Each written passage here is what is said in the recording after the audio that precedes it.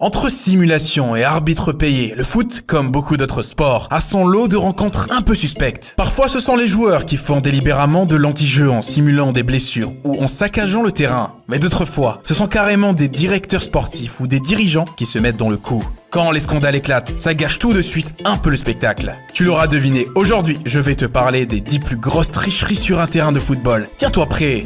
Avant de commencer, je poste 2 pronos gratuits tous les jours. Aujourd'hui, on a gagné 500 €. Alors rejoins-nous dès maintenant, le lien est dans la description. 10. Maradona et la main de Dieu.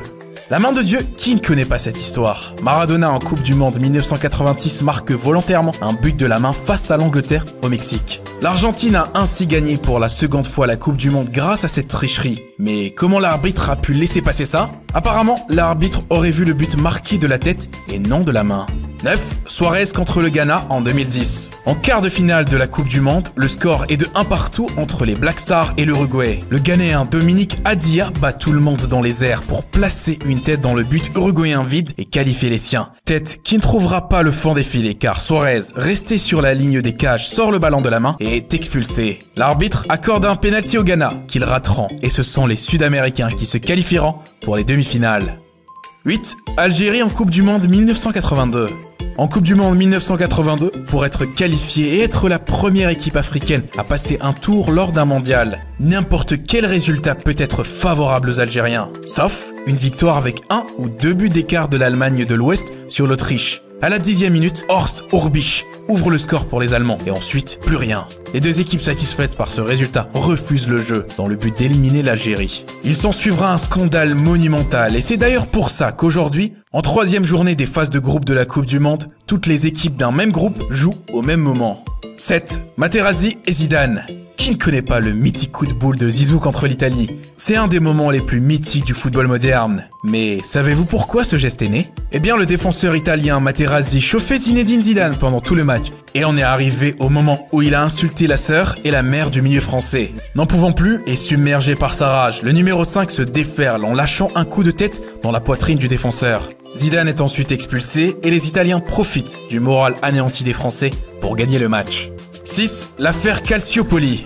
Plusieurs clubs de Serie A sont impliqués dans l'affaire Calciopoli. C'est un scandale qui a fait surface en 2006 qui concerne le trucage des matchs par la nomination d'arbitres. Les dirigeants de différents clubs fixaient donc les résultats au préalable. Parmi les clubs sanctionnés, la Juventus a été reléguée et l'AC Milan, la Fiorentina et la Lazio se sont vus déduire des points et privés de compétition européenne. 5. Bernard Tapie. La Ligue des Champions 1993 fera à jamais la fierté de l'OM. Et c'est bien normal. Cependant, des soupçons de corruption se sont éveillés et l'on accuse Bernard Tapie, ancien directeur du club, d'avoir acheté un match. En effet, c'est lors du match de l'OM face à Bruges remporté 1-0 par les Marseillais que l'arbitre aurait été corrompu. Bernard aurait fait en sorte que l'arbitre s'abstienne de donner un carton jaune au défenseur Basile Boli pour éviter la suspension en finale.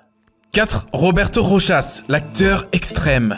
Une des simulations les plus connues de l'histoire du football. C'est à la Coupe du Monde 1990 que le gardien du Chili simulera une blessure au visage suite à un fumigène lancé sur le terrain. Son visage en sang sera une image qui marquera à jamais les fans du ballon rond. Seulement voilà, on apprendra plus tard que le gardien de la sélection avait caché un scalpel dans ses gants, s'ouvrant lui-même le visage. Certains sont vraiment prêts à tout pour gagner. 3. Thierry Henry contre l'Irlande. En 2009, lors d'un match de qualification pour la Coupe du Monde, les Bleus avaient absolument besoin de marquer pour décrocher leur ticket pour le mondial.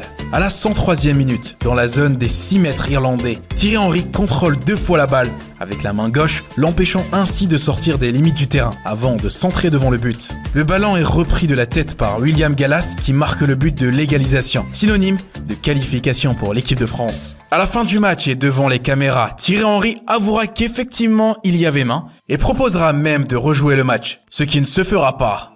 2. Angleterre en Coupe du Monde 1966. La seule Coupe du Monde remportée par les Anglais serait-elle un peu volée? C'est ce qu'affirme en tout cas l'ancien président de la FIFA, João Havelange, en expliquant que le président de la FIFA de l'époque était anglais, que le mondial se déroulait en Angleterre et que les arbitres, pour les phases finales, étaient principalement eux aussi anglais. Même si à ce jour la victoire des Three Lions n'a jamais été remise en cause, il faut reconnaître que l'organisation était largement en faveur du pays hôte qui n'était d'ailleurs pas du tout favori de la compétition à l'origine. 1. Marvin Hitz contre Cologne. C'était en Bundesliga, dans un match contre Cologne en 2015, que Marvin Hitz, après qu'un penalty ait été signalé, a fait mine de parler avec l'arbitre et pendant ce temps, creusé la pelouse avec ses crampons pour faire un trou. Quand le joueur de Cologne s'est avancé, il a glissé sur la pelouse et l'arbitre n'a rien compris. C'est avec les caméras que l'on va remarquer le geste de Hitz, qu'il a d'ailleurs reconnu lui-même. Il sera évidemment sanctionné pour cet anti-jeu et aura une amende. C'est donc la fin de la vidéo. Dis-moi en commentaire quelle tricherie tu trouves la plus scandaleuse. Abonne-toi et active la cloche de notification pour ne rater aucune de nos vidéos. Et n'oublie pas, je poste 2 pronos gratuits tous les jours. Aujourd'hui, on a gagné 500 €. Qu'attends-tu pour nous rejoindre? Le lien est dans la description.